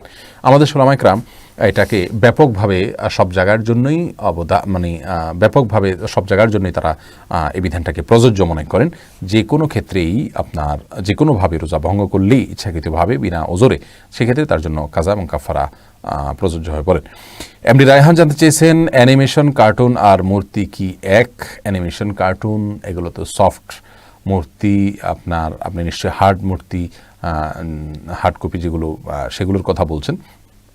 এগুলো দুইটার ভিতরে তো পার্থক্য অবশ্যই আছে, কিন্তু অ্যানিমেশন কার্টুনও বিনা প্রয়োজনে কোনো মুসলমানের জন্য বানানো জায়েজ নাই। তবে মূর্তির চাইতে ওইটা অবশ্যই কিছুটা কিছুটা আপনার অপরাধের দিক থেকে, মাত্রার দিক থেকে কম। আল্লাহ আলম ইসলাম। মাহফুজ হাসান জানতে চেয়েছেন, এই জন্য কম যে হার্ডটাকে সিজদা করার বা পূজা করার সম্ভাবনা খুব বেশি, কিন্তু সফটটাকে সেই সুযোগ খুবই সীমিত। এরপরে প্রশ্ন হলো, মাহফুজ হাসান আপনি জানতে চেয়েছেন, আপেল সিডার ভিনেগার কি হালাল? আপেল সিডার ভিনেগার হালাল। রাসূল করিম সাল্লাল্লাহু আলাইহি ওয়াসাল্লাম এর কাছে পছন্দনীয় খাবারগুলোর ভিতরে একটা ছিল খাল বা সিরকা। আমাদের আয়েশা রাদিয়াল্লাহু তাআলা থেকেও সেরকম বর্ণিত হয়েছে। অতএব এটাকে সিরকা বলা হয়, ভিনেগার, এটা হালাল। কিন্তু অ্যাপেল সিডার ভিনেগারে অন্য কোনো উপাদান আছে কিনা হারামের আমি জানি না, যদি থেকে থাকে সেটা ভিন্ন বিষয় হবে। মোহাম্মদ জুয়েল রানা জানতে চেয়েছেন, ফজরের সময় দুখুলুল মসজিদ পড়া যাবে কি না? ফজরের ফরজ নামাজের আজান যখন হবে, ফজর আজান যখন হবে, তখন থেকে নিয়ে ফরজ নামাজ পর্যন্ত নবী সাল্লাল্লাহু আলাইহি ওয়াসাল্লাম 2 রাকাত নামাজ শুধু পড়েছেন, অর্থাৎ সুন্নাত শুধু পড়েছেন। আলাদা দুখুল মসজিদ পড়ে তারপর সুন্নাত পড়েছেন এমনটি পাওয়া যায় না। এই জন্য আমরা বলি, বা উলামা কেরাম বলে থাকেন যে মসজিদে যদি কেউ এসে সুন্নাত পড়েন, তাহলে ওই সুন্নাতে 2 নিয়ত করবেন তিনি, দুখুল মসজিদ এবং সুন্নাত 2 নিয়তে আপনার 2 রাকাত নামাজ পড়ে ফেলবেন। একই নামাজ 2টা নিয়ত হবে। আর যদি বাসা থেকে পড়ে আসেন, তাহলে সেক্ষেত্রে তিনি এমনভাবে আসবেন যে তিনি আসবেন এদিকে জামাত শুরু হয়ে যাচ্ছে, আলাদা দখল মসজিদের কোনো অপশন তার আর থাকবে না। এরপরে কারণ নবী সাল্লাল্লাহু আলাইহি ওয়াসাল্লাম আলাদা দখল মসজিদ এটা আমি পড়েছেন এমনটি পাওয়া যায় না, শুধুমাত্র 2 রাকাত সুন্নাহ পড়েছেন। এর বাইরে আপনার যে প্রশ্ন আমি দেখতে পাচ্ছি, ওদুদি মিনহাজ আপনি জানতে চাইছেন, আল্লাহর কাছে গুনাহ মাফের দোয়া কি? যা হাঁটতে বসতে পড়তে পারবো এরকম যে কোনো দোয়া আপনি পড়তে পারেন। ইস্তেগফারমূলক, আল্লাহর কাছে ক্ষমা প্রার্থনামূলক, আস্তাগফিরুল্লাহ ওয়া আতুবু ইলাইহি, এই দোয়া পড়তে পারেন। আর ক্ষমা প্রার্থনার জন্য সবচাইতে আপনার ভালো দোয়া হলো সাইয়্যিদুল ইস্তিগফার, আল্লাহুম্মা আনতা রাব্বি লা ইলাহা ইল্লা আনতা খালাকতানি ওয়া আনা আবদুকা ওয়া আনা আলা আহদিকা ওয়া ওয়াদিকা মাসতাতা'তু আউযু বিকা মিন শাররি মা সানা'তু আবুউ লাকা বিনি'মাতিকা আলাইয়া ওয়া আবুউ লাকা বিযামবি ফাগফিরলি ফাইন্নাহু লা ইয়াগফিরুদ দুনুবা ইল্লা আনত। এটা হলো ক্ষমা প্রার্থনার জন্য সবচাইতে শক্তিশালী দোয়া, যেটাকে সাইয়্যিদুল ইস্তিগফার বলা হয়েছে। সকাল এবং সন্ধ্যা এটা যদি কেউ পাঠ করে, ওই দিনে ওই রাতে মারা গেলে আল্লাহ সুবহানাহু ওয়া তাআলা তাকে সরাসরি জান্নাত দান করবেন। তো এই দোয়ার মাধ্যমে আমরা সবচেয়ে বেশি ক্ষমা প্রার্থনা করতে পারি আল্লাহর কাছে। এরপরে প্রশ্ন, আমিনুল ইসলাম হিরণ আপনি জানতে চেয়েছেন, ইসলামে মোট ফরজ কয়টা এবং কি কি? ইসলামে মোট ফরজের কোনো সংখ্যা সীমিত বা নির্দিষ্ট করে আমাদেরকে দেওয়া হয়নি কোন হাদিসের কোনো জায়গায়। এই জন্য বলবো, ইসলামে মোট ফরজের কোনো সংখ্যা নেই। 130 ফরজের কথা আমরা ছোটোবেলা অনেকে মক্তবে পড়েছি, কিন্তু এগুলো ওলামায়ে কেরাম ঘেটে ঘুটে আনুমানিক একটা সংখ্যা বের করেছেন। এর ভিতরে কিছু কিছু আবার ফরজও নয়, সেগুলোকে এর ভিতরে ঢুকানো হয়েছে। আবার এর বাইরেও অনেক ফরজ রয়েছে। আসলে মোট ফরজ এটা ব্যক্তি বিশেষে ভ্যারি করে। কথার কথা, একজন ব্যবসায়ী হলে তার জন্য হালাল পদ্ধতিতে ব্যবসা করা ফরজ, কিন্তু যেটি ব্যবসায়ী না তার জন্য এই বিধানটা আসে না।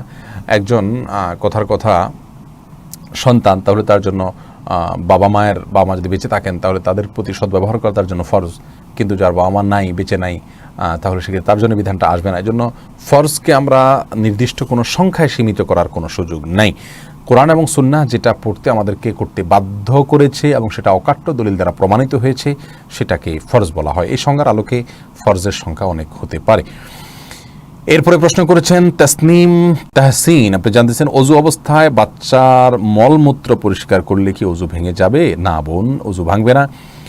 বাচ্চার মলমূত্র পরিষ্কার করলে আপনি হাতে বা শরীরে যে যে জায়গায় আপনার মলমূত্রটা লাগবে ওই জায়গাটা আপনি ধুয়ে ফেললেন বড় জোর, অবস্থাতেই আপনার অজু হয়ে যাবে। তাতে আপনি পবিত্র থাকবেন, পরিচ্ছন্ন হয়ে গেলেন, কিন্তু আপনার অজু ভঙ্গ হবে না। শরীফ PL আপনি জানতে চেয়েছেন ফরজ নামাজের জামাত শুরু হলে এই সময় সুন্নত নামাজ পড়া যাবে কি না। ফরজ নামাজের সুন্নত শুরু হলে সুন্নত নামাজ পড়া যাবে না। রাসূল করিম সাল্লাল্লাহু আলাইহি ওয়াসাল্লাম বলেছেন ইযা উকিমাতিস সালাহ ফালা সালাতা ইল্লাল মাকতুবা, যখন সালাতের ইকামত হয়, নামাজ যখন ইকামত হয় তখন ফরজ নামাজ ছাড়া আর কোনো নামাজ পড়া যায় না। বিধায় আমরা ফরজ নামাজের ইকামত শুরু হলে অন্য কোনো নামাজ আর পড়ব না। আর এর বাইরে ফজরের নামাজ যেটা শুধুমাত্র এই সুন্নাতটার সম্পর্কে অনেক উলামা ইকরাম, বিশেষ করে আমাদের উলামা ইকরাম বলে থাকেন যে এটা এক্সেপশন, যদি এই সুন্নাত পড়ে দ্বিতীয় রাকাতে ইমামকে পাওয়া যাবে মনে হয় তাহলে সেক্ষেত্রে এই সুন্নাত পড়বেন। এবং এর সপক্ষে আব্দুল্লাহ ইবনে মাসউদ রাদিয়াল্লাহু আনহু সহ কোনো সাহাবীর আমল পাওয়া যায়, তারা পড়েছেন।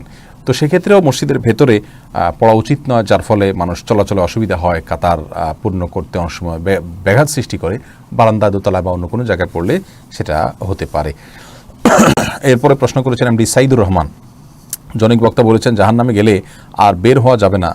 এই সম্পর্কে আমরা এই সম্পর্কে বলেছি, আমাদের এই সম্পর্কে কথা রয়েছে আমাদের চ্যানেলে এবং পেজে, দেখে নেবেন। সে বক্তা সঠিক কথা বলেননি। এটা আহলুস সুন্নাহ ওয়াল জামাতের আকীদা নয়। যারা আহলুস সুন্নাহ ওয়াল জামাতের অন্তর্ভুক্ত নন, এটা তাদের আকীদা। জাহান্নামে একবার গেলে তারা আর জাহান্নাম থেকে বের হবে না। রাসূল করিম সাল্লাল্লাহু আলাইহি ওয়াসাল্লামের বহু হাদিস প্রমাণ দেয় যে এটি একটি ভুল ধারণা। সহিহ বুখারীর একটি হাদিসের কথা শুধু যদি বলি, নবী সাল্লাল্লাহু আলাইহি ওয়াসাল্লাম বলেছেন জাহান্নাম থেকে সর্বশেষ যে ব্যক্তি বের করা হবে তার দৃশ্য কি হবে। তিনি বলেছেন কিভাবে তাকে আল্লাহ তাআলা বের করে করে জান্নাতে আনবেন, বিস্তারিত বিবরণ সহিহ বুখারীতে রয়েছে। তো জাহান্নামে গেলে যদি আর কখনোই বের না হয় তাহলে সেক্ষেত্রে সহিহ বুখারীর এই হাদিসের কি জবাব দিবেন। আসলে মূলত এই শ্রেণীর বক্তারা, এই শ্রেণীর লোকেরা হাদিসের অস্বীকারী, তারা মুনকারে হাদিস, যার কারণে তারা রাসূল করিম সাল্লাল্লাহু আলাইহি ওয়াসাল্লাম থেকে বিশুদ্ধভাবে প্রমাণিত বুখারী মুসলিমের হাদিসকেও তারা অস্বীকার করেন। আল্লাহ তাদেরকে হেদায়েত দান করুন। এরপরে প্রশ্ন মোহাম্মদ মুন্না, আপনি জানতে চেয়েছেন ভালো হওয়ার জন্য কি করতে পারি। ভাই মোহাম্মদ মুন্না, ভালো হওয়ার জন্য আপনার অনেকগুলো করণীয় আছে। তার ভিতরে একটি করণীয় হলো আপনি নেককার মানুষদের সাথে থাকবেন। আল্লাহ সুবহানাহু ওয়া তাআলা বলেছেন ইয়া আইয়ুহাল্লাযীনা আমানু তাকুল্লাহ ওয়া কুনু মা'আস সাদিকিন, হে ঈমানদাররা তোমরা তাকওয়া অর্জন করো আর সাদিক বা সত্যবাদীদের সাথে, নেককারদের সাথে তোমরা থাকো।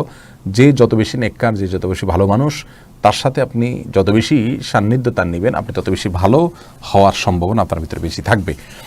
আর সেই সাথে কোরআন এবং সুন্নাহকে যত বেশি অধ্যয়ন করবেন, পড়বেন, পাঠ করবেন, সেই সাথে সেগুলোকে ফলো করার চেষ্টা করবেন, আপনি ভালো মানুষ হতে পারবেন। আল্লাহ সুবহানাহু ওয়া তাআলার কাছে দোয়াও করতে হবে সেই সাথে।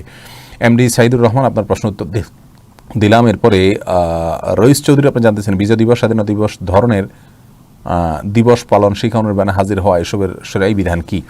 দেখুন, দিবস পালনে আপনি কি করছেন সেটা হলো মূল বিষয়। আপনি দিবস পালনের নামে কোনো আনুষ্ঠানিকতায় যদি এমন কোনো কাজ করেন যেটা আপনার ইসলামের শরীয়তের সঙ্গে যায় না, যেমন শিখা নির্বাণ বলেন অথবা শিখা চিরন্তনী বলেন, যেটাই বলেন, আগুন জ্বালিয়ে আপনার শ্রদ্ধা নিবেদন করেন, তাহলে এটা অগ্নি পূজকদের ইবাদতের সাথে সাদৃশ্যপূর্ণ হয়ে যায়। বিধায় মুসলমানের উচিত এই কালচার এবং সংস্কৃতি এটা থেকে বেরিয়ে আসা। এটা জায়েজ না, ইসলামী সংস্কৃতি নয় এটা। কেমিস্ট বিপুল, আপনি জানতে চাইছেন ঘরের ফ্লোরে সুরমা পাওয়া যাচ্ছে, এটা কি সত্য না গুজব। আমার কাছে তো এটা গুজবই মনে হচ্ছে। আপনি কোন সংবাদের ভিত্তিতে বলেছেন আমি জানি না। আর সুরমা জাতীয় কোনো সুরমা, এটা আপনার যেহেতু মাটি জাতীয় পদার্থ, অতএব পাওয়া যেতে পারে কোনো ফ্লোরে, এটা অস্বাভাবিক কিছু নয়। তবে এ ধরনের সংবাদগুলো বেশিরভাগ ক্ষেত্রে গুজব হয়ে থাকে। নির্দিষ্ট করে প্রমাণ না থাকলে আমরা এই সমস্ত সংবাদে বিশ্বাস করা উচিত নয়।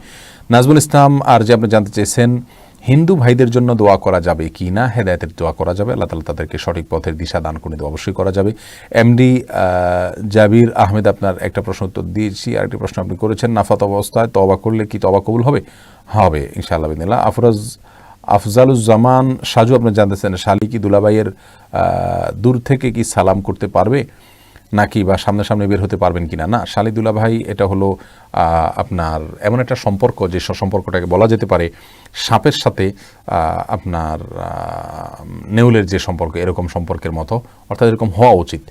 রাসূল করিম সাল্লাল্লাহু আলাইহি ওয়াসাল্লাম বলেছেন আল হামরু আল মউত, অর্থাৎ দুলাভাইয়ের জন্য শ্যালিকা এবং আপনার ভাবির জন্য দেবর, এরা হলো মৃত্যুর মতো। মৃত্যুকে দেখে যেরকম ভয়ে ভীত সন্ত্রস্ত থাকা উচিত এবং পলায়নপর হওয়া উচিত, ঠিক তেমনিভাবে আপনার এই ভাবির জন্য দেবর থেকে এবং দুলাভাইয়ের জন্য শ্যালিকা থেকে সেভাবে পলায়ন করা উচিত। কারণ এর মাধ্যমে আপনার আস্তে আস্তে শয়তান আপনার গুনাহের পথে তাদেরকে নিয়ে যায়। এজন্য সালাম সাধারণ অবস্থাতে যদি যুবতী মেয়ে হয় তাহলে অন্য পুরুষকে সালাম দিলে ফিতনার আশঙ্কা থাকলে সেখানে সালাম দিবে না, আর ফিতনার আশঙ্কা না থাকলে সালাম দেওয়া যেতে পারে, আর সামনে বের হওয়ার তো প্রশ্নই আসতে পারে না। এমনি মিনহাজ জানতে চাইছেন সন্তান লাভের বিশেষ কোনো আমল আছে কিনা। আল্লাহ সুবহানাহু ওয়া তাআলার কাছে দোয়া করবেন। আসলে আল্লাহ সুবহানাহু ওয়া তাআলা এটা তাকদীরের বিষয়, কাউকে চাইলে সন্তান দেন, কাউকে চাইলে দেন না। আল্লাহ সুবহানাহু ওয়া তাআলা বলেছেন ইয়াহাবু লিমান ইয়াশাউ ইনাসা ওয়া ইয়াহাবু লিমান ইয়াশাউ যুকুরা আও ইউযাউযুহুম যুকরান ওয়া ইনাসা ওয়াজআলু মান ইয়াশাউ আকিমা। আল্লাহ সুবহানাহু ওয়া তাআলা যাকে ইচ্ছে তাকে মেয়ে দেন, যাকে ইচ্ছে তাকে ছেলে দেন, যাকে ইচ্ছে তাকে ছেলে মেয়ে দুইটাই দেন, আর যাকে ইচ্ছে তাকে কোনোটাই দেন না। এটা সম্পূর্ণ আল্লাহর ইচ্ছার উপর নির্ভর করে। আল্লাহ সুবহানাহু ওয়া তাআলা যদি কাউকে না দেন, আল্লাহর সন্তুষ্ট ফয়সালাকে মেনে নিতে কষ্ট হবে ঠিক, কিন্তু এটাকে মেনে নিতে পারলে আল্লাহর কাছে আজরে আজিম পাবেন। এটা ঈমানের গুরুত্বপূর্ণ একটা দিক, যে আল্লাহর ফয়সালাতে সন্তুষ্ট হয়ে যাওয়া। আল্লাহ তাআলা আমাদেরকে অনেককে অনেক দিক দিয়েছেন যেগুলো আমরা হয়তো জানি না। আমরা যে দিকটা আল্লাহ দেননি সেটাকেই শুধু আমরা দেখতে পাই, শয়তান সেটাকে আমাদের সামনে বড় করে। আর এর বাইরে সন্তান লাভের জন্য আপনাকে আমি কয়েকটা দোয়া দিতে পারি, দোয়ার সাজেস্ট করতে পারি। একটা ছিল ইব্রাহিম আলাইহিস সালামের দোয়া, আর একটা হলো জাকারিয়া আলাইহিস সালামের দোয়া, রব্বি হাবলি মিনাস সলিহিন, এটা পড়তে পারেন, এবং রব্বি হাবলি মিন লাদুনকা যুররিয়াতান তাইয়্যিবাহ ইন্নাকা সামিউদ দুআ, এটাও পড়তে পারেন। যার অর্থ হলো আল্লাহ আপনি আমাকে আপনার পক্ষ থেকে ভালো সন্তান দান করুন, আপনি দোয়া শ্রবণকারী। এই সমস্ত দোয়ার মাধ্যমে জাকারিয়া আলাইহিস সালামকে আল্লাহ তাআলা বৃদ্ধকালে সন্তান দিয়েছেন, এবং ইব্রাহিম আলাইহিস সালামকে আল্লাহ সুবহানাহু ওয়া তাআলা সন্তান দিয়েছেন, বিধায় এই দোয়াগুলো আপনি করতে পারেন। এরপরে জাহাঙ্গীর আলম জানতে চেয়েছেন পান খাওয়া ইসলামী শরীয়তে কি বলে। পান এর পাতা যেটা, এটাকে অনেকেই উপকারী বলেন স্বাস্থ্যের জন্য। যদি সেটা সত্যি হয়ে থাকে, আমি বিস্তারিত জানি না, তাহলে সেক্ষেত্রে পানের পাতা খাওয়াতে তো নিষিদ্ধ হবে না। কিন্তু পানের পাতার সাথে যে আমরা জর্দা খেয়ে থাকি, এই জর্দা এটা আপনার নেশার সৃষ্টি করে। যদি আমরা বেশি পরিমাণে খাই মাথা ঘোরাবে, নেশা হবে, যদি এরকম হয় তাহলে সেক্ষেত্রে সেই জর্দা খাওয়াটা নাজায়েজ হবে। আর যদি সুগন্ধির জন্য জর্দা হয় সেটা ভিন্ন কথা। আর সুপারি এটা মানব স্বাস্থ্যের জন্য ক্ষতিকর। আল্লাহ সুবহানাহু ওয়া তাআলা বলেছেন লা তুলকু বিয়াইদিকুম ইলা তাহলুকা, তোমরা নিজেদের শরীরকে নিজেদের জীবনকে ক্ষতির মুখে ঠেলে দিও না। যার কারণে আমরা সুপারি এটাকে প্রাণঘাতী বলা হচ্ছে, এবং এ বিষয়ে বেশ ধারাবাহিকভাবে অনেকগুলো মিডিয়াতে বারবার রিপোর্ট করা হয়েছে, এবং বিভিন্ন বৈজ্ঞানিক ব্যাখ্যা উপস্থাপন করা হয়েছে যে কিভাবে সুপারি মানুষের জন্য প্রাণঘাতী হতে পারে, ক্যান্সারের কারণ হতে পারে, আর অনেক সমস্যা। যার কারণে সুপারি বা আপনার জর্দা এগুলো মানবদেহের জন্য ক্ষতিকর, ভালো কোনো কিছু নয়, এগুলো বর্জন করা উচিত। কিন্তু শুধু পানের যে পাতা সেটা জায়েজ হতে পারে। এরপরে যে প্রশ্ন করেছেন সুলতান আহমেদ ফয়সাল, আপনি জানতে চেয়েছেন চাকরি করতে গেলে যদি মিথ্যা কথা বলতে হয়, ওই চাকরি করা কি ভালো হবে? ভাই সুলতান আহমেদ, চাকরি করতে গেলে যদি মিথ্যা কথা বলতে হয় তাহলে সেক্ষেত্রে চাকরি করা ভালো হবে কিভাবে? আপনি খোঁজ করবেন এমন রিজিক যে রিজিকের জন্য আপনাকে হারামে লিপ্ত হতে হয় না। আল্লাহ সুবহানাহু ওয়া তাআলা আপনার জন্য সেটা সহজ করে দিন। যদি সেটার কোনো ব্যবস্থা আপনার জন্য না থাকে, আপনি নিরুপায় থাকলে সাময়িকভাবে আপনার জন্য এটা জায়েজ হতে পারে। রুকুর তাসবিহ সেজদাতে পড়লে নামাজ হবে কিনা, এই প্রশ্ন করেছেন সাইমুন ইসলাম সুমন। আপনার প্রশ্ন উত্তর হলো যে সালাত হয়ে যাবে ইনশাআল্লাহ, তবে ইচ্ছাকৃত এমনটি করা সঠিক নয়, সুন্নাহ বিরোধী হবে, সালাতের অঙ্গহানি হবে, মানহানি হবে। তোফায়েল আহমেদ জানতে চেয়েছেন কেউ যদি কোনো কিছুর জন্য মানত করে কিন্তু তা পূরণ হলো না, তাহলে কি তাকে মানত পূরণ করতে হবে? না, যদি আপনি বলেন যে অমুক কাজটা হলো আমি এই মানত করলাম, তাহলে সেক্ষেত্রে সেই কাজটি যদি না হয় আপনাকে সে মানত পুরা করা জরুরি না। মানত পুরা করতে হবে যদি আপনার কাজটা হয়ে যায়, তাহলে সেই ক্ষেত্রে। হাসান মাহমুদ আবরার জানতে চেয়েছেন আজওয়া খেজুর নিয়মিত খেলে কি সত্যি বিষ কাজ করে না? দেখুন, বিষ কাজ করে না এই হাদিসের ব্যাখ্যা বিভিন্ন রকম রয়েছে। তার ভিতরে একটা হলো যে কোনো প্রকার রোগ শোক এগুলা তার শরীরে কাজ করবে না, বা এগুলো তার কোনো ক্ষতি করতে পারবে না, রোগ প্রতিরোধ ক্ষমতা তার ভিতরে বৃদ্ধি পাবে। এটা হলো এর সবচেয়ে গ্রহণযোগ্য ব্যাখ্যা। আপনার বিষ কাজ করবে না বলতে বিষ পান করবে সরাসরি সেটা পান কাজ করবে না, বিষয়টি সেরকম না। আবার অনেকগুলো আমাদের মধ্যে এটা বিষও কাজ করবে না যদি সেভাবে মানুষ নিয়ম করে খায়। আল্লাহ তাআলা রহম করুক। এরপরে প্রশ্ন দেখতে পাচ্ছি ফারহিন রহমান জানতে চাইছেন সাধারণভাবে কোরআন তেলাওয়াতে ইখফা, ইকলাব, ইদগাম, ইজহার কতটা প্রয়োজনীয়? অবশ্যই প্রয়োজনীয়, কিন্তু যদি এগুলো ফলো না করেন কেউ, অর্থের ভিতরে পরিবর্তন হয় না, যার কারণে তেলাওয়াত করলে সালাতে করলে হয়ে যাবে, সালাত ইখফা, ইদগাম, ইকলাব ছাড়াও। কিন্তু কোরআন তেলাওয়াতকে আল্লাহ সুবহানাহু ওয়া তাআলা বলেছেন ওয়ারাত্তিলিল কুরআনা তারতিলা, কোরআনকে সুন্দর উপায়ে যথাযথভাবে তেলাওয়াত করা উচিত। আপনি আল্লাহ সুবহানাহু ওয়া তাআলার কালাম তেলাওয়াত করবেন আল্লাহকে সন্তুষ্ট করবার জন্য, তাহলে সেটা যদি হক আদায় না করে করেন, সুন্দর করে না করে করেন, আপনি যদি কোনো প্রেসিডেন্ট প্রধানমন্ত্রীর কাছে কোনো পদস্থ ব্যক্তির সামনে তার স্তুতি বাক্য বলতে গিয়ে আপনি ভুলভাল বলেন এবং অশুদ্ধ উচ্চারণের বলেন এবং তাড়াহুড়ো করে বলেন এবং সেটার আপনার যে কোয়ালিটি থাকা দরকার সেটা লক্ষ্য না করেন, তাহলে সেক্ষেত্রে এটা আপনার জন্য হবে, আপনার কি বলে, এটা আপনার জন্য কখনোই তার সন্তুষ্টি অর্জনের মাধ্যম হবে না। ঠিক তেমনিভাবে কোরআন তেলাওয়াতে এগুলো গুণাগুলো করা উচিত। রাহুল দা ইসলাম জানতে চেয়েছেন, ভারত থেকে বলছি, নামাজ এর পর হাত তুলে দোয়া করা যাবে কিনা। নামাজের পরে আপনি কখনো হাত তুলে দোয়া করলেন কদাচিৎ ভিন্ন কথা, করতে পারেন, কিন্তু এটাকে সিস্টেম বানিয়ে নেওয়ার, আমাদের পরপর অনেকে অটোমেটিক হাত তোলেন, এটা সঠিক নয়। আবু আবদুল্লাহ জানতেছেন সুন্নতি পোশাক বলতে কি বোঝায়, একটু আগে আমরা উত্তর দিয়েছি, বিস্তারিত সেখানে শুনতে পারেন। করোনা রোগে মারা গেলে গোসল দাফন করা কতটুকু গুরুত্বপূর্ণ, ফরজে কেফায়া, অবশ্যই করতে হবে। গোসল দেওয়াটা রিস্কি, এটা আমাদের ধর্ম মন্ত্রণালয় থেকে জানানো হয়েছে। তো সেক্ষেত্রে তায়াম্মুম করাই দিবি কমপক্ষে, আর দাফন অবশ্যই করতে হবে, জানাজা অবশ্যই পড়তে হবে, সেটা হচ্ছে আলহামদুলিল্লাহ। রাসেল এমসি জানতে চেয়েছেন সহবাস করার কোনো দিন বা সময় নির্দিষ্ট আছে কিনা, আর সহবাস করার পরে কি গোসল করতে হবে নাকি উজু করলে হবে? যদি তখন গোসল করার সুযোগ না থাকে তাহলে উজু করে নিলেই চলবে, কিন্তু পরবর্তী নামাজের আগে আগে আপনাকে গোসল করতে হবে। আর জুমার দিন সহবাস করাকে সুন্নাহ বলেছেন ওলামা ইকরাম, বিশেষ কিছু হাদিসের কারণে। এর বাইরে আপনার যখন প্রয়োজন হবে আপনি তখনই করবেন। এরপরে এনজে নিশাবা জানতে চেয়েছেন, কারো কাছে ক্ষমা চাইলে সে যদি ক্ষমা না করে তখন কি করণীয়? ক্ষমা তার কাছ থেকে আদায় করে নিতে হবে, যদি ক্ষমা তার কাছ থেকে চাওয়ার মতো বিষয় থাকে। আপনি কি ধরনের অপরাধ করেছেন তার উপরে নির্ভর করবে আপনার প্রশ্নের উত্তর। আর্থিক যদি তার কোনো ক্ষতি করে থাকেন, আর্থিক ক্ষতি পূরণ দিয়ে তারপরে এত ক্ষমা চাইবেন, তাহলে ক্ষমা হবে না। আর যদি অন্য কোনো ক্ষতি করে থাকেন তার কাছে ক্ষমা চাইবেন। তিনি যদি একান্ত হটকারিতা করেন বা কোনোভাবেই আপনাকে ক্ষমা না করেন, চেষ্টা আপনি সর্বাত্মক করবেন তাকে মন গলানোর জন্য, তা না হলে আপনি আল্লাহর দিকে মনোনিবেশ করুন। আল্লাহ তাআলা আপনার প্রতি সন্তুষ্ট হয়ে থাকলে তাকে আল্লাহ তাআলা সন্তুষ্ট করে নেবেন আপনার পক্ষ থেকে, কিয়ামতের দিন বিভিন্ন হাদিস থেকে সেরকমটি বোঝা যায়। প্রিয় দর্শক, দেখতে দেখতে আমাদের 1 ঘন্টা পেরিয়ে গেছে, যার কারণে আমরা আজকে আর আপনাদের প্রশ্ন উত্তরে কন্টিনিউ করতে পারছি না। কিন্তু আপনাদের জন্য আনন্দের সংবাদ হলো যে ইনশাআল্লাহ বিদিনিল্লাহ আগামীকালও আমরা আপনাদের সঙ্গে লাইভে থাকছি, একই সময় বাংলাদেশ সময় সন্ধ্যা 6:45 থেকে নিয়ে 7:45 পর্যন্ত ইনশাআল্লাহ আমরা লাইভে থাকবো। আপনারা যাদের প্রশ্ন উত্তর পান নাই, অনুগ্রহ করে আমাদেরকে ক্ষমা করবেন। আমরা চেষ্টা করেছি বেশি থেকে বেশি প্রশ্ন উত্তর দেওয়ার জন্য। সবগুলো প্রশ্ন আসলে একভাবে আসে না, খুব দ্রুত প্রশ্নগুলো চলে যায়, প্রতি মিনিটে অনেকগুলো প্রশ্ন আসে। আপনারা জানেন যাদের প্রশ্ন আল্লাহ সুবহানাহু ওয়া তাআলা ফয়সালা রেখেছেন সেগুলো আমাদের সামনে আসছে এবং সেগুলো উত্তর দিয়েছি। যাদের প্রশ্ন আসে না, আগামীকালকে আপনারা আবার প্রশ্ন করবেন।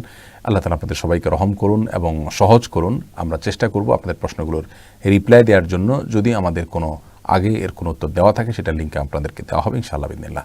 আল্লাহ তাআলা সকলকে সুস্থ রাখুন, স্বাভাবিক রাখুন। করোনা ভাইরাসের যে ভয়াবহতা, এটা থেকে আল্লাহ তাআলা আমাদের সবাইকে হেফাজত রাখুন, নিরাপদে রাখুন, দোয়া করি। সারা বিশ্বের যে সমস্ত ভাইরা, বিশেষ করে আমাদের বাংলাদেশি ভাইরা বিশ্বের বিভিন্ন দেশে ছড়িয়ে ছিটিয়ে আছেন, আমাদের মুসলমান ভাইরা আছেন পৃথিবীর বিভিন্ন প্রান্তে, আমরা তাদের জন্য কামনাকে আল্লাহর কাছে ফরিয়াদ করি। আল্লাহ তাআলা আপনাদেরকে ভালো রাখুন, সুস্থ রাখুন এবং সবর করুন। বাসা বাড়িতে এই অবস্থায় সবর করলে শাহাদাতের মর্যাদা আল্লাহ সুবহানাহু ওয়া তাআলা দান করবেন। আল্লাহ তাআলা আমাদের সকলকে সেই মর্যাদা দান করুন। আজকের মতো এখানে বিদায় নিচ্ছি। ইনশাআল্লাহ দেখা হবে, কথা হবে আগামীকাল একই সময় সন্ধ্যা 6:45 বাংলাদেশ সময় এবং শরীর সমাধানের 30তম পর্বে আমরা প্রশ্নোত্তরে আবারও আসবো। আল্লাহ তাআলা সবাইকে ভালো রাখুন। আসসালামু আলাইকুম ওয়া রাহমাতুল্লাহি ওয়া বারাকাতুহু।